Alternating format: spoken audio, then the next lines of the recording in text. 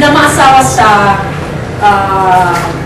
I'm sorry, yung or yung ama ni Tarhata, naghahanap po ng isang mayaman na maasawa si, grandfather, naghahanap ng mayaman na maasawa ng papa ni Tarhata. Yun. So, nahanap nito yung si Alauya Alonto nga, na former Lieutenant General.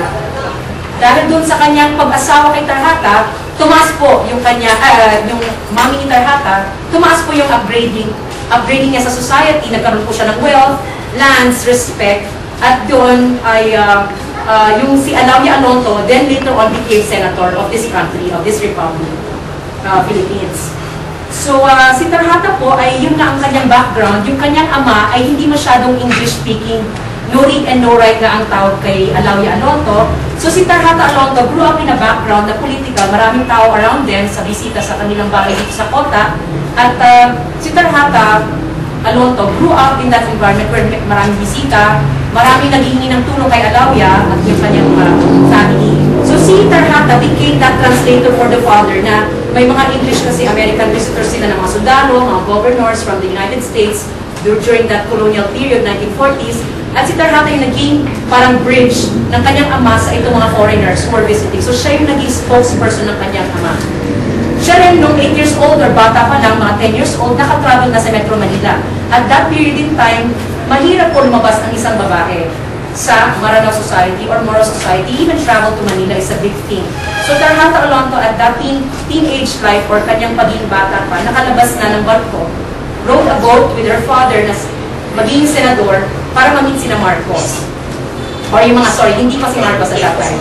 Yung Commonwealth period pa ba yan, 1950s? Ayun. So si Tarhata really grew up in a very unconventional environment. She was very outspoken, and during her courtship period, when ina-arrange na siya ng parents niya to a certain lalaki, hindi talaga siya nag-agree na maasawa ng hindi niya gusto. So it's usually unconventional for a woman to speak out her mind against marriage to any person.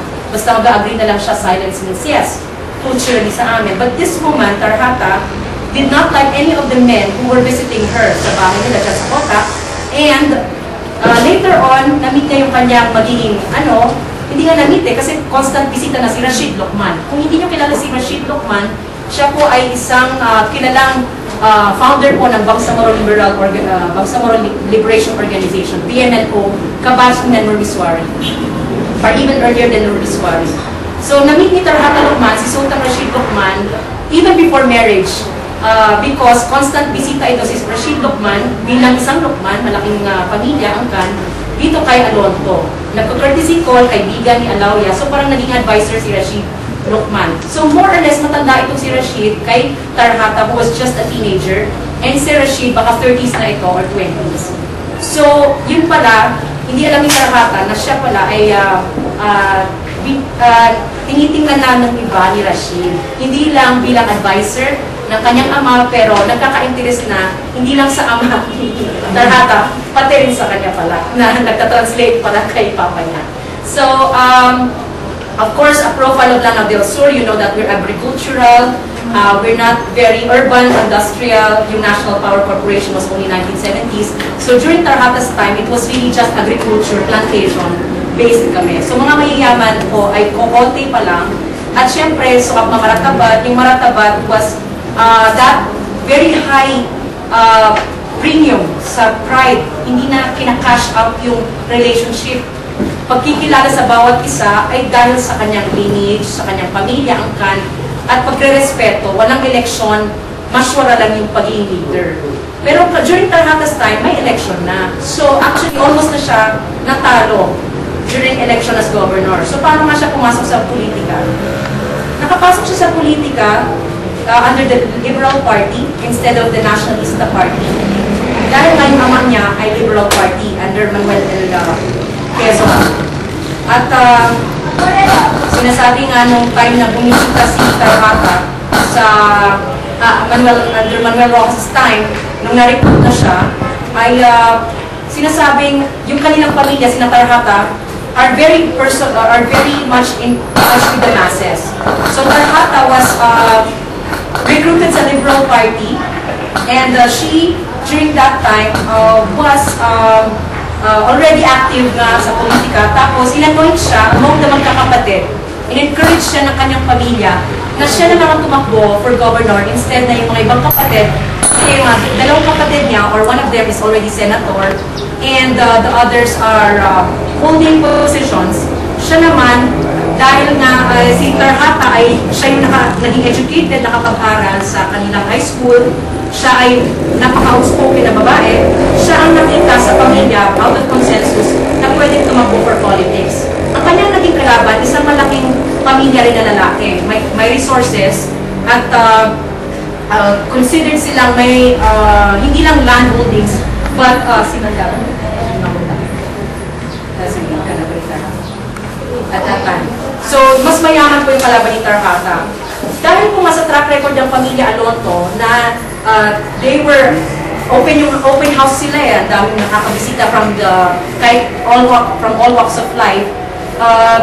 Nakalaban nga ni Tarhata yung kalaban niya by the use lang kanyang charm, ang sinasabi. Kanyang charm, kanyang rhetoric na I am, in her usual malong style, nakawelak siya ng malong kahit saan, she creates jokes, she talks about her kalaban in very positive ways. So Tarhata had a way with her na nakakatuwa, na hindi nakikita sa ibang politician na traditional.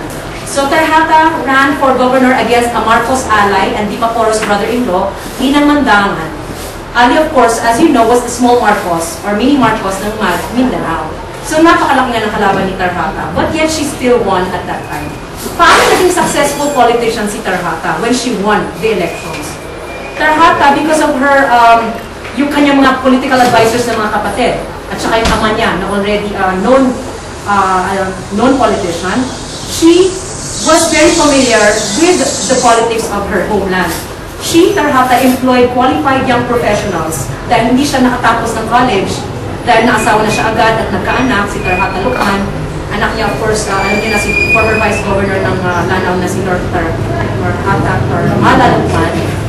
She employed yung mga nakatapos ng mga professions sa MSU. So she employed and recruited fresh and aggressive graduates from the Mindanao State University, many of whom were activists to man the provincial capital. Sabi nga ng isang naging empleyado niya, it used to be na yung chief executive, yung gobernador or yung lieutenant general, siya na lang bahala ng desisyon. But si Tarhata Lucman, she created certain institutions within the provincial government. Wala pang local government code. 1980s pa lang yung LGC, di ba, implemented. During that time, wala ka pang guide on what to do with the provincial government. Gumawa siya ng first provincial development staffing. Gumawa siya ng Provincial Development Assistance Program. Siyempre, kasi nga, commander naman ito ng Manila, Malacanang, pero dahil sa si Tarhata ay napaka-agresibo ng leadership niya, and she was acknowledging nga na kulang siya ng professional expertise, no? Dahil she came from a traditional family. Ginawa niya, pinalo nga niya lahat ng frameworks na ini-impose from national, and also from her end, na hindi ginagawa ng usual na mga Muslim leaders before her. She created certain institutions such as a advisory group of elders that advised her. She implemented the Green Revolution program, of course, dahil malakas nga ang irrigation dito sa Lanao del Sur. Ang laki ng crops that were harvested during her time. And sabi nga ng isang provincial planner niya during that time, si Tarhata was very strict with implementing the budget. She eliminated corruption. There was no monkey business. If she committed to a development project, the budget could not be aligned for any other. We can draw lessons from mga politicians ngayon, kung marinig nila ito.